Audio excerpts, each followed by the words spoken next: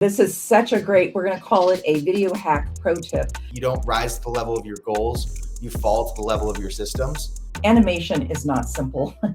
Every interview is a minimum, 15-minute duration. And sometimes they're just really good. And you think that, oh, how sad that no one's going to see more than half of this. Hello and welcome back to the Digiblog. Today we're talking about honest video budgets. This is a challenging conversation, but I've got the right people for the job, so I'm going to hop right into it. Today we're joined by Trip, a video producer from Digivid Bio, and we're also joined by Kelly, our VP of Growth at Digivid Bio. Kelly, do you want to give us a quick background into your role as one of the founding partners behind Digivid Bio? Sure. So Digivid Bio has been around for about 11 years, and my role has really been in that sales and growth area, working to help our sales and also working a little bit on the strategy side with specific clients and helping them develop whether it's a digital strategy or most often a video strategy. Perfect. And then Trip, I know that the audience should know you at this point. They've seen you a million times. Do you want to give just like a quick intro? Hey, y'all. It's good to see you again. I'm one of the producers here at Digivid. What we mainly do as producers is we kind of just translate the conversations that go on in the marketing world and take your CTAs, your conversion numbers, all those metrics, and communicate those back to the creative people who are talking more feelings, more emotional based stuff, and then translating what they say back until we finally get a final product. So that's really what we do as producers here. And today we're going to get to talk about a lot of different metrics. Yeah, I think today going over the budgets we're going to talk about, so we're going to use some real case study examples and talk through the logistics of how budgets are built for video production, both in individual projects and like larger scale multimedia projects. So we're looking forward to giving you some helpful context so that you can start strategically planning for how you're building your budget and what you're taking to your upper leadership when you're proposing new video initiatives. And boy, is this the right group for it. I think there's a lot of insight in this room, both from a marketing perspective inside of the B2B space, as well as, speaking to a patient population. And on top of that, understanding really the behind the scenes of what cost factors contribute to putting together an exact and precise budget for video production. So I'm going to hop straight into questions. So I'm going to go ahead and start with Kelly. Kelly, what are some of the most common pricing assumptions that you hear from marketers when you're in those initial project conversations? I think what we run into a lot is companies thinking that if it's a 2-minute video, it's priced out by the minute or the time, or if it's a 30-second video. And that's a huge misconception.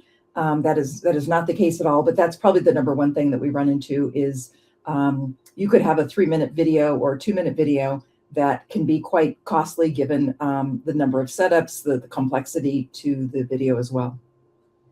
Yeah, I think that's a really valid point. I mean, speaking from coming from a world of commercial narrative video production prior to my job here at Digivid, a lot of what we do, as we've talked about in the past on the channel, is more documentarian, right? Like we're telling real stories from actual clinicians and patients. But having been in a world where everything's scripted and using professional actors and sets, I've seen commercial productions for a 30-second video that are running, well over $50,000. And I've seen videos that are significantly longer form, right? In like the even 30 to 40-minute duration that are, a fraction of that, a half of that, right? Like in that 20 to 30,000 range. So I think that it's very versatile depending on the complexity to the production. Trip, on the subject of the different complexities that contribute to cost in production, I'm very curious to know when someone says to you, oh, it's a really quick, simple, easy video, what does that end up meaning for the people in production? Yeah, I mean, the first thing as a producer, what that means to me is that we need to talk a little bit more with the client about needs and expectations, because a simple video is never really quick and easy, because a simple video could just be a presentation, but you can't edit 45 minutes of content quickly And, if you want to add a bunch to it, that's not so quick or easy, right? And we kind of, in our world today, use those interchangeably, and they're very different things, right? A quick video could be a 30-second social cut, like you said, but that could cost $50,000. And that, could be from a lot of complexity, not simplicity. So there are a lot of things that those could mean. When I hear that, it generally means, all right, let's get some clarifying questions and get some answers for our creative team to be able to adequately price it, because complexity sneaks up in everything we do. And I'll just jump in here and say that's probably, I will even admit that those words have come out of my mouth on occasion. And both of you will be kind of going, what is she talking about? We need more information. Part of this comes from the clients not seeing behind the curtain on the whole process, and something that looks like it's just a talking head video and it should be easy. In reality, many times there's a lot of different facets, whether it's the pre-planning or maybe something that's going to go on a little differently in post-production. So I think part of that is most marketers that we work with don't have a true understanding of what's involved, and something that looks so simple. And like I said, I will even admit, I occasionally find myself saying, well, how hard could this be? We're just doing blah, blah, blah. When in essence, there's so much more that really goes into it. Yeah, it's an interesting point, Kelly. I actually had a similar experience come up today. So we've talked on this channel a few times about conference content creation. Recently, I had a client who was interested in doing some recording at a conference. This is a conference they go to every year. We've gone to those events in the past for them and recorded their spotlight theaters. And then just to be safe, we're 3 months out before the event's even happening. I think actually we're 4 months out right now. So we're way ahead of it. But I wanted to reach out to the conference to make sure that I re-up with them. What are the policies for your videography ACs this year? What are the insurance requirements? Things like that. I just want to make sure that our client knows up front, like if there's any expenses that they need to be aware of, because some conferences charge you extra to like badge your EACs and things like that. Well, sure enough, I reached out, I asked them some questions, and they come back and tell me, oh, actually this year we're requiring that if they want to record their spotlight theaters, they can't use an external vendor. They have to use the vendor through the convention center. So that was big news, and a little bit, frustrating and devastating for them, because they had a method that they've used in the past that's worked for them. They're happy with the results they get from that, and they've had some negative experiences in the past working with the conference venues vendor. So I know that that's disappointing to hear, but this is the type of things where it's hard to anticipate, but these things that evolve or change even from 1 year to the next year can contribute to our decisions around what content we make, where, when, and how. Okay, let's talk a little bit about the drivers for video costs. So things that do contribute and how we figure out cost. So Trip, tell me a little bit about what you see as the key drivers that contribute to how a scope or a budget for a video project are put together. Yeah, I think to use a word I just banned last answer, I think it's a pretty simple equation. It's time, tools, and training. So how much time is it going to take? How much labor is it going to take from a creative standpoint, from a production standpoint? What tools do you need? What gear do you need? Do you need to use a drone? Do you need someone with a Part 107 license? And that's when you get into the training. What kind of training does someone need to have? If you have someone who's new and skill, or who's got like a intuitive sense for creativity, but they're working in editing software for the first time, you're going to pay more because there's going to be a learning curve for them. But if you go to someone who has 10 plus years experience using Avid, DaVinci Resolve, whatever it is, then that person can actually save you money by costing more hourly. So it really always comes down to, time, tools, and training. You could go with your niece who just got a camera for her birthday, but by the end of the project, it could end up costing you more, or it could cost less, and you're just not welcome back at Thanksgiving. It's up to you, Kelly, kind of a similar question back to you is, when you're talking with marketers in conversation and they're planning their projects, what do you think are the things that they know and are expecting are a part of their video budget? And what are some things that can sneak up on them that they don't normally consider, or doesn't cross their path of, oh, that's something I'm going to need in order to do this. Yeah, I think travel is always one that comes up. Definitely travel. And then, the other thing is, you have a client who has a particular budget. You're trying to come into that budget. You're looking at, you quote a 3-person crew because there's a lot of content that needs to be captured. And that if you have a 3-person crew, they can get a lot more content.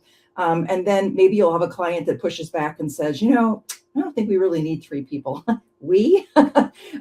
So you have to push back and help them understand that because you have another videographer on site, you are able to get a lot more content. So at the end of the day, it's actually going to be much more cost effective for them to do that. Plus, you are able just to get much more content, but also make sure you're capturing the moments and the things you probably wouldn't have been able to get with a limited crew. Kelly, that's a really great point. Something when it comes to crew size too, is I'd say a lot of times when a marketer goes from working in the spectrum of having only used freelancers, independent contractors, and then they're making that transition where their company is ready to, whether it's increase the capacity of work they can do, like they want to have a higher output, or they want to increase the quality of the work they're doing, and they come to an agency partner like us. I think what they under-evaluate is that there's kind of a minimum requirement when you're working with an agency for quality, right? Like there are certain things that we just won't do or won't trim back on because we always want our clients to walk away with a product that's worth what they're paying for it, right? So the crew size is really something that we don't leave up to negotiation to the individual client. And the reason is because as professionals with the industry experience we have in video content production, we really want them to rely and trust on us to help them ensure they have the minimum quality met so that they're getting value back out of their content. Absolutely. Yeah. We have on occasion had a client who did push back, but then we were very, very adamant to say, okay, if we go down to 2 people, here's going to be the impact. And you just really have to be able to, verbalize that and help them understand it for sure. So I actually had a client fairly recently with a similar experience to this. It wasn't really that they didn't really push back about crew size per se. This is a client we have a really good relationship with, and they were just transparent. They said, hey, last year we did this event with you guys and we had this budget, and it was probably somewhere in the ballpark of 30 to 40,000 the first year. The next year, their event budgets got cut down by their leadership staff, totally outside of their control. They came back, they said, actually, for this project, we've only got maybe, 10 to 15,000 or a little bit over that. And we said, okay, well, that's very restrictive. There's definitely limitations on what we can do, but let's try and problem solve and see if we could get you something worth executing on in that budget range. And ultimately, we were able to help them accomplish the things they wanted to film at this event. But we did have to use some strategic third-party partners in that local network in order to accomplish that. And while I do think booking through us helped them because they didn't have to spend the time vetting contractors and freelancers, asking them questions that they don't personally understand how to determine if someone is a legitimate, skilled and capable videographer, right? Like they might just be looking at videos posted on their website or their demo reel that they could have just grabbed from the internet from anyone else's stuff, right? Like you don't really know when you're meeting a videographer online if the work they say is theirs is theirs. So it really takes someone who's knowledgeable enough in that space to like vet those partners. Yeah. But so on top of relying on us as a trusted partner to be that line of defense for them, to get them the right people for the job, the execution was good and they were happy with it. But there was one thing that they noticed that was significantly different, and that was because of the budget restrictions. We didn't send out one of our producers on the project because it just really wasn't within their means. And I'm sure Trip has experienced this before, but the impact that having a producer on site has is really just that we have a level of experience in the talent interface and engagement that a lot of our marketer partners don't have. And while they are, specialists in their individual business, they might not have all of the skill set to help engage and initiate those interviews and elicit the performance that they want. And that was the case in this scenario where the quality of the video itself looked great, but they didn't love how the talent performed, and they felt like they had a harder time getting that person to like act engaged and be excited on camera. And in previous shoots with us, that was something that they especially enjoyed and liked about the way the videos came out. And so it was kind of like a stumbling but a learning curve of, okay, we saved money, but here's what it cost us. Yeah, and you're highlighting one of your superpowers, and I would say you and Trip do a great job of a client will come to us, or a prospective client will come to us with a particular project they want, and sometimes that project with the budget they have allotted is unrealistic and just won't work.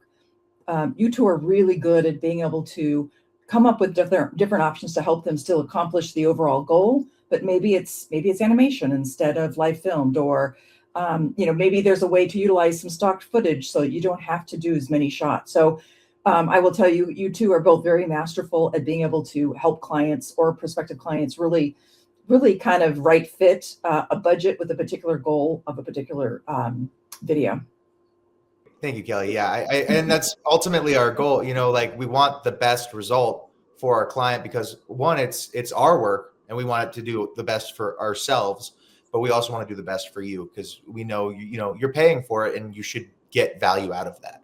And Absolutely. So we always want to get the most out of that. And Kelly, you touched on travel. I think one other thing is like expedience, right? Mm-hmm. Like if it's a project you need to get done in 2 weeks, not a month, not 2 months, that could increase. That's going to increase the price. I think Adam talked about it on a previous episode where there was travel booked 9 days before the event, and if you've ever tried to book an airline ticket last month, it's incredible. Yeah.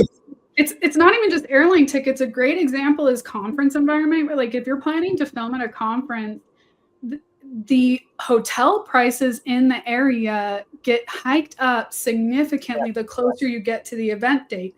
So I've definitely had instances where it's like I'm looking at hotel bookings 3 months ahead of time for a conference, and hotels are affordable. They're somewhere in that maybe like in a big metropolitan city, somewhere in that $250 to $400 a night range is not I don't think too bad.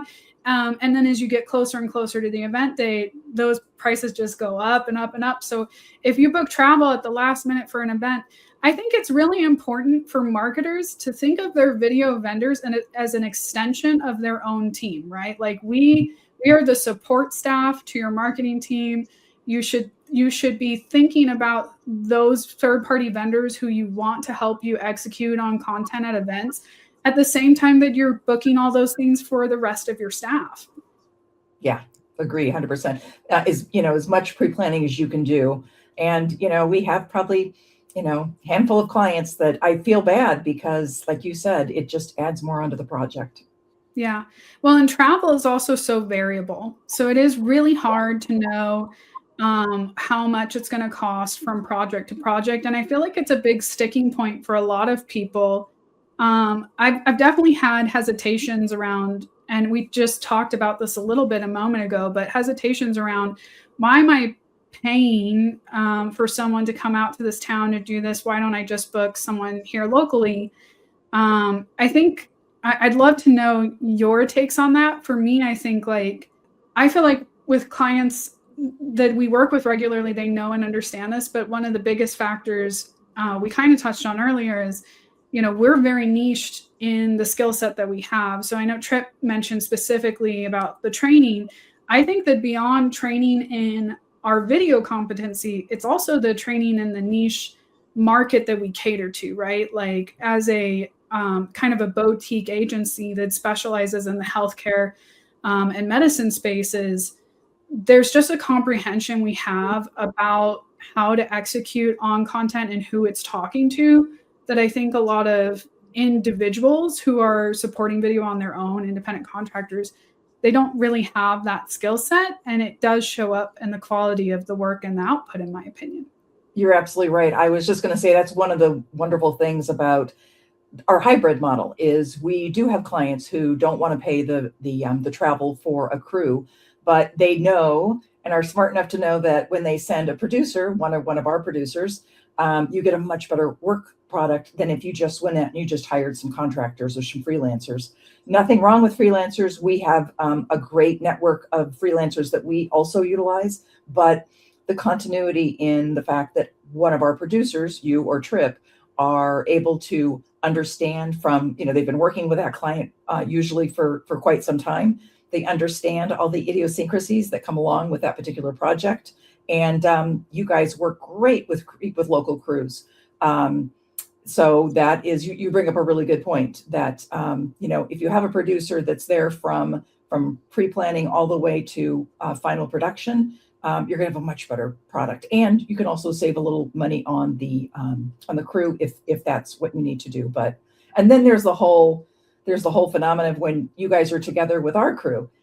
You guys are like a well-oiled machine, and there's a lot of value in that, especially when you have a lot of different setups that you have to do on site somewhere. You guys are a well-oiled machine. You capture a lot of content. You're quick. But yet you're really good because you understand each other. You understand how each other work, and there's a lot of value in that as well. Yeah, and I think we'll talk about it a little bit later, more in depth. But the value of that producer on set, I know I want to talk about it a little bit later, but it's really invaluable. You can't measure it, Yeah, absolutely. So I want to dive into an individual case study and talk a little bit about the details of what happened in this scenario, what we put together for this client, and then pose some questions to you guys based on a scenario like this. So we had a client, they had a one-off, company overview video they wanted to produce, and they're located in New York. So our central team is primarily in Phoenix, Arizona. So there was some travel expenses included in the process of making this project happen. One of the biggest challenges that we face when we're doing projects for clients like this is that we understand that there is really a lack of cost efficiency when you're doing a one and done video. And the reason is because that one video, that 2 to 3 minutes, is absorbing all of the overhead that comes with the bare minimums it takes just to execute on the production. Speaking to that point specifically, Trip, what do you feel like are the key inefficiencies about a single video shoot, and where's the missed value opportunities there? Yeah, I mean, in this case in particular, the travel alone causes that time to go up, right? You have travel days, but you also have, anything in New York, even if you're using local camera crew, is going to be a full day of production. There are no half days in New York just because parking, getting around the city, moving gear in and out of freight elevators, there's just no way around that. So it's going to be a full day of filming. You're going to be paying that. So in a situation like this, we can get that done in a half day, and you can schedule us for a half day, but you're only getting one video out of a half day shoot, but you're paying for a full day shoot. You're missing the mark on a lot of things. And so it's going to be costly, and you could come up to the end of the year and realize, oh, I could have had like 4 more videos filmed. I had so much more budget at the end of the year than I thought I was going to. And then you send that to post-production, you can get 4 more videos, right? But if you don't do that, if you don't take advantage of that full day filming, you're going to lose on a lot of that stuff. So one of the things we kind of throw out on every meeting is like, hey, we understand, you can only get these people for half a day or this, that, and the other thing. There's limitations to this. But if you really maximize how much you use us on set, you can have potential, back catalog stuff ready to go when you, like, say it's a conference. Next year when that conference comes around, you could launch a hype sizzle reel, or are you excited to see us at ASHG? Things like that are able to be done when you maximize your time and effort, especially in resources like that. Like I said, you have to use a full day because there's just no way around it. You have to pay people for their time, and why not take the most, make the most out of it? I have to say, this is probably the number one missed opportunity I see companies do when they're creating video. And I will tell you, I don't think it's budget as much as it is bandwidth. So our marketing directors and marketing managers that we work with, VPs, are slammed. Their days are blurs, just like ours. And I think it's really more of a bandwidth that, just to get that one video to fruition is a big lift for them. And I think it's more bandwidth. And if we could just communicate to companies that it is so important, if you can sit down, carve out some time, and think a little bit longer term, it is probably the number one missed opportunity I see. It doesn't even mean you have to produce the videos at the same time, where you're on site somewhere and maybe you're getting a lot of footage, additional footage that could be utilized later. It's more of a bandwidth thing than I think it is a budget, occasionally a budget. But I think people, especially the people that we're working with, marketing directors and alike, have so much on their plate. And like I said, it's such a heavy lift for them to just get this one particular video. But if they could stop and think a little longer term, and by longer term, I'm talking 6 months out, 12 months out, about what additional needs they might have. I think that's just the nature of the beast working with healthcare professionals, because I don't think there's a single person I've met in the whole vertical of this industry that doesn't have a million tabs open in their brain, constantly trying to task switch between them because they have to do so many different things. And then you add the curveball of content in there. So yeah, the bandwidth problem is a huge one.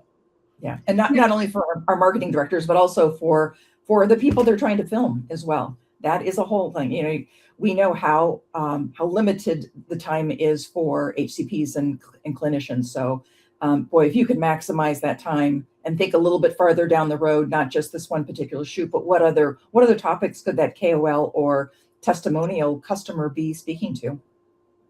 Yeah, I also think that this is a great opportunity, again, where I mentioned that it's important to leverage this as an extension of your team. And I think that when it comes to the bandwidth issue, that's another really great place where your video partners play a big role. Like, firstly, to Kelly's point with, it's just not manageable to oversee the post-production pipeline for a bunch of videos.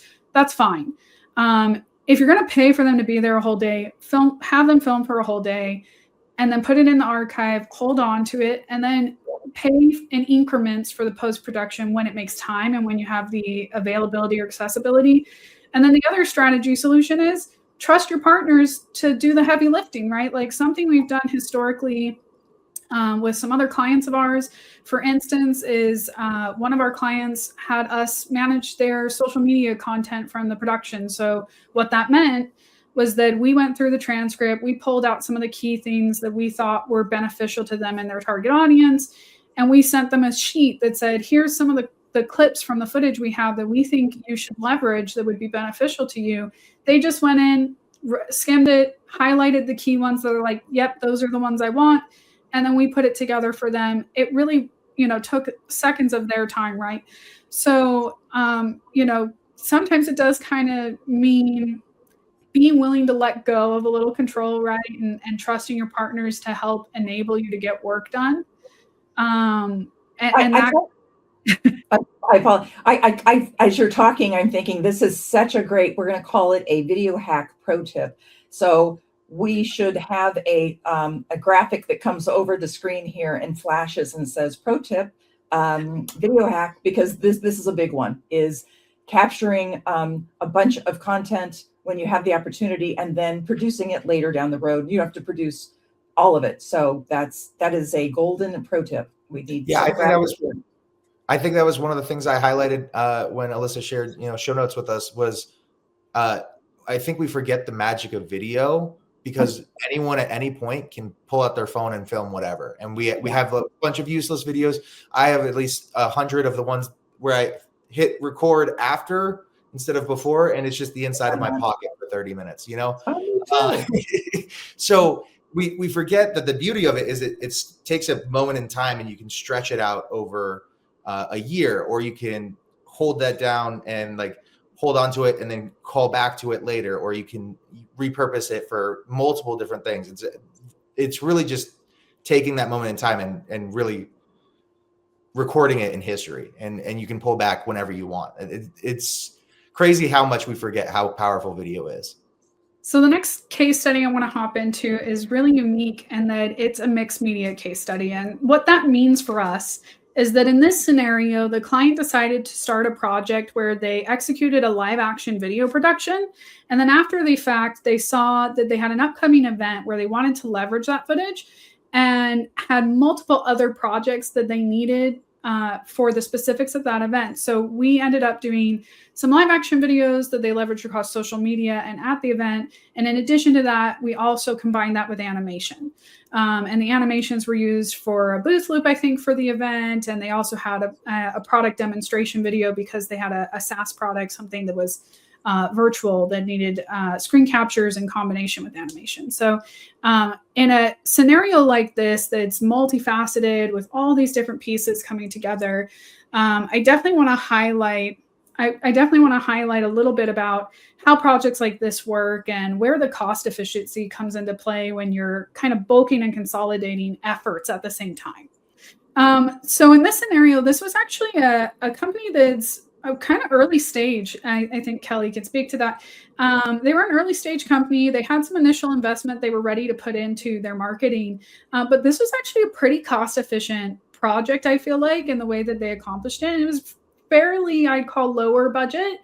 And so I'm wondering, Trip, I'd like to ask you a little bit about, how from a video strategy perspective as a producer, you maximize creativity while working inside of specific budget restrictions. Yeah, I was actually talking to someone about this the other day. So creativity is a way of thinking, and there's multiple ways of thinking, but two of them are, divergent thinking and convergent thinking. And divergent thinking is, the answers out there. It could be amongst the abundance of the universe or whatever you want to call it. And then convergent thinking is using the resources you have and engaging that resourcefulness to really just find the right answer. And that's what's great about our company is our creativity goes beyond what you see in the content, and it reaches across to how we actually go through and make the content. And like you said, taking multimedia and stitching it together, right? So like a full animation would cost this much, a full live action would cost this much, but something kind of blended in between the two could be actually a very ideal budget, and then be cross-contaminated into like different deliverables. So you can make a lot more deliverables with a lot less resources because you're using the power of each differently. So I know I wasn't involved in this project as much as you are, but that's, the 2 cents I can give to the conversation.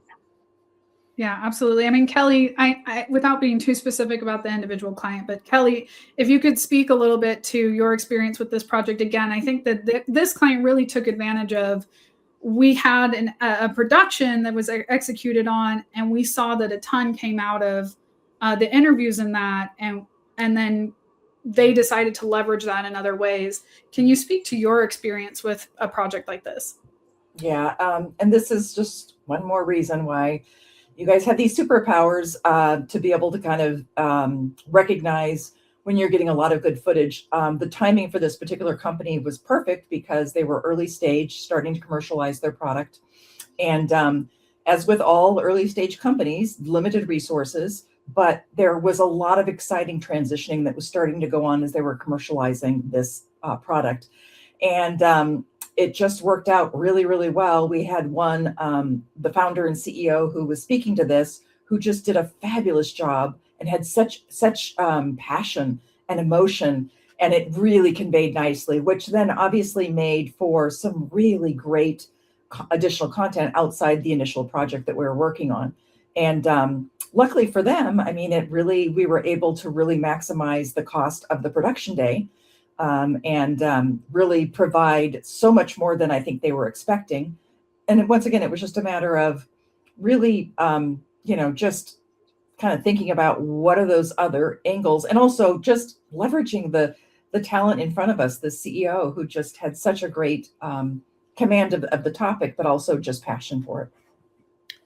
Yeah. I'm looking at our first case study, which is this one and done video that has a lot of high travel expense.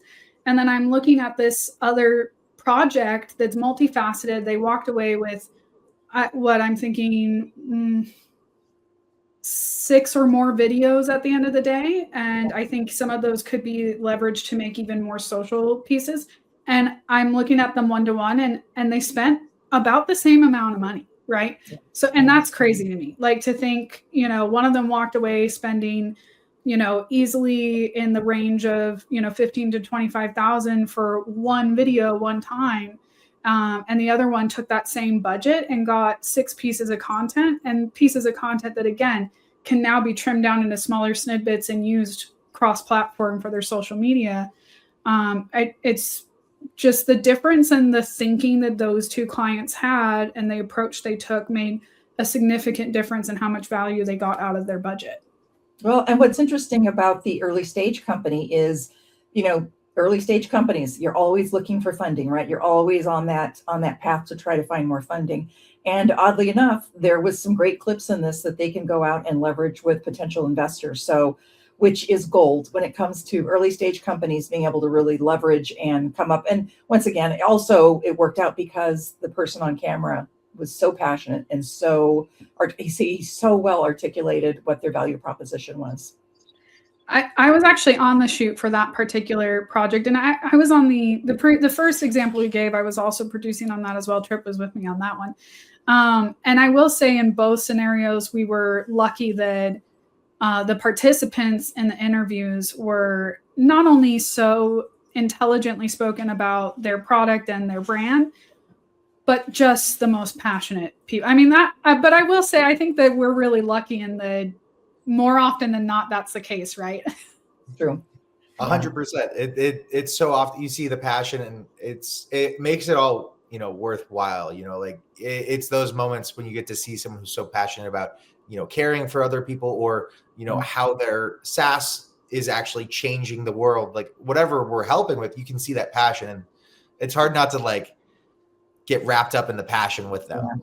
Yeah. Well, that's why we want so badly to make more videos with them when they, when we get a really good interview and it's meaty and it has all this great content. It's hard for us to scale back and say, okay, be realistic. This is what their budget is. But man, I'd love to make you 20 videos out of this one interview, because I think there's so much good content in there. And I mean, it kills you when you're on those projects where it is just kind of a one-off 2 to 3 minutes, because every interview is a minimum 15-minute duration. And sometimes they're just really good. And you think that, oh, how sad that no one's going to see more than half of this.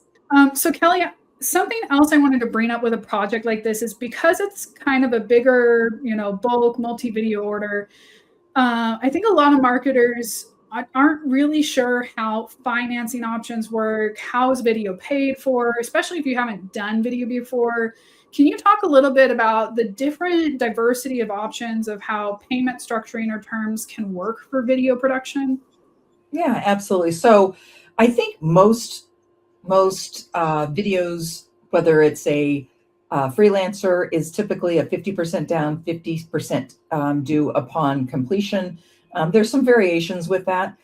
We work with our clients, especially if we're dealing with an earlier stage company. We can come up with different options where maybe it's 25% down, another 25%, another 25%. There are a lot of different ways, but I will tell you also, leveraging that shoot day, there couldn't be any more important. This is probably video tip number 2, flashing on the screen. You really need to make sure you're leveraging that production day, because that's where you really can get so much more out of what you're doing and putting it into multiple assets, video assets. Thank you so much for joining us. We had so much fun in this discussion. Time got away from us. So we're actually going to give you a bonus episode coming soon. So stay tuned for that. Comment down below to let us know what other questions you might have about budgeting for your projects, things we didn't answer in this, challenges you've come across with building out your budget for video planning. So be sure to like, subscribe, turn on notifications, and stay tuned for future videos.